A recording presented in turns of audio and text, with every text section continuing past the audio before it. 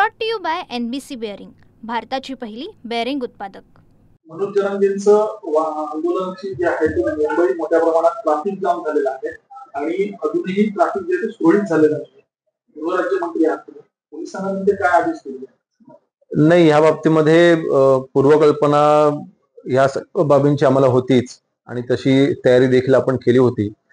मी एक नक्कीच मनोज जरांगे असतील की तमाम मराठा समाज सगळे आमचे बांधव असतील, मी त्यांचे आभार देखील मानेन की आंदोलन करत असताना कुठेही गालबोट लागेल असं कुठलेही वर्तन त्यांच्याकडे झालेलं नाही. मुंबईकडे येण्याची त्यांची इच्छा होती, ते मुंबईपर्यंत पोहोचलेले आहेत. नक्कीच ट्रॅफिकचा त्रास झालेला आहे, मोठ्या संख्येने मराठा बांधव तिथे आलेले आहेत, त्याचा नक्कीच थोडा त्रास आहेच, परंतु कुठेही गैरवर्तणूक कुठेही कोणीही केलेली नाही. त्यासाठी मी त्यांचं मनापासून अभिनंदन करतो. ज्यावेळेस महाराष्ट्रामध्ये मराठा समाजाने मोर्चे काढले होते त्यावेळेस अतिशय शांततेने ते मोर्चे त्यावेळेस निघाले होते आणि आज आंदोलन करत असताना खरं आम्ही त्यांना विनंती केली होती की आपण नंतरची तारीख घ्या.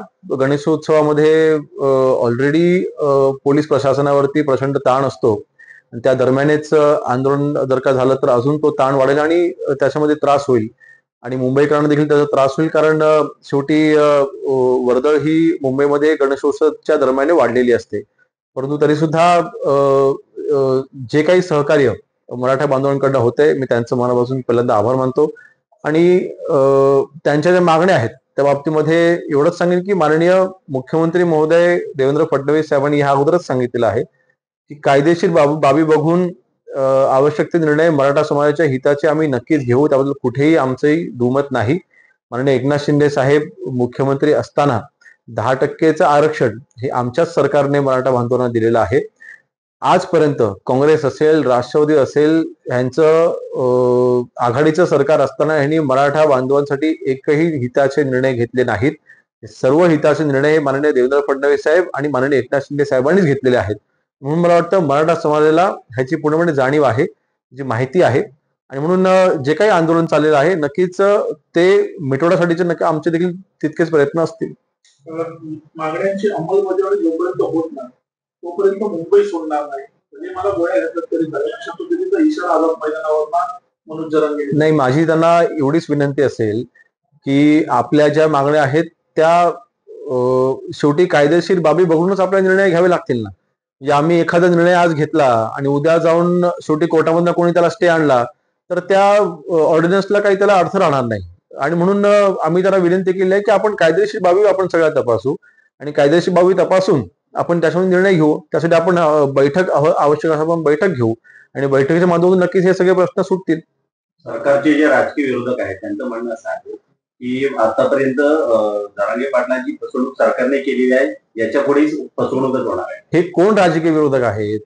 राष्ट्रवादी आणि काँग्रेस आहेत ना. म्हणजे शरद पवार साहेबांची असलेली राष्ट्रवादी आणि काँग्रेस, ज्यांनी मराठा समाजाला आजपर्यंत कधी न्यायच दिला नाही, कधी आरक्षण दिलं नाही. आज ते आमच्यावरती बोलतायत. ज्या सरकारने मराठा बांधवांना 10%चं आरक्षण दिलेलं आहे आणि मग अशा वेळेस त्यांना आमच्यावरती आरोप करण्याचा कुठलाच नैतिक अधिकार नाही. म्हणून मला वाटतं मराठा बांधवांना ह्याची पूर्णपणे कल्पना आहे की आमचं महायुतीचं सरकार हे मराठा बांधवांच्या हिताचं सरकार आहे.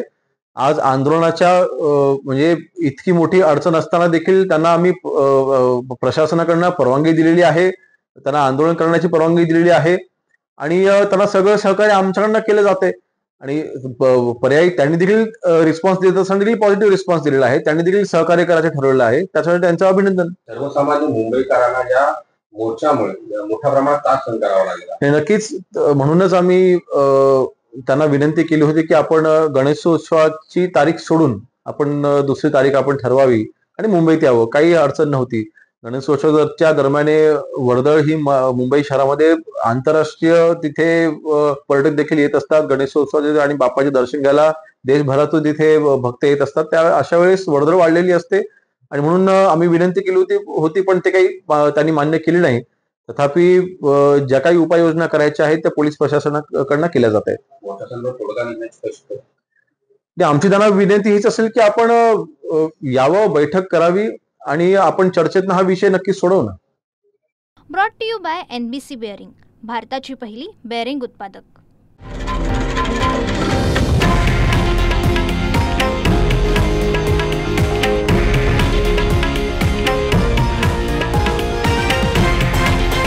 हे आहे देशातील नंबर 1 न्यूज नेटवर्क आणि आपण पाहत आहात TV9 मराठी, एकमेव.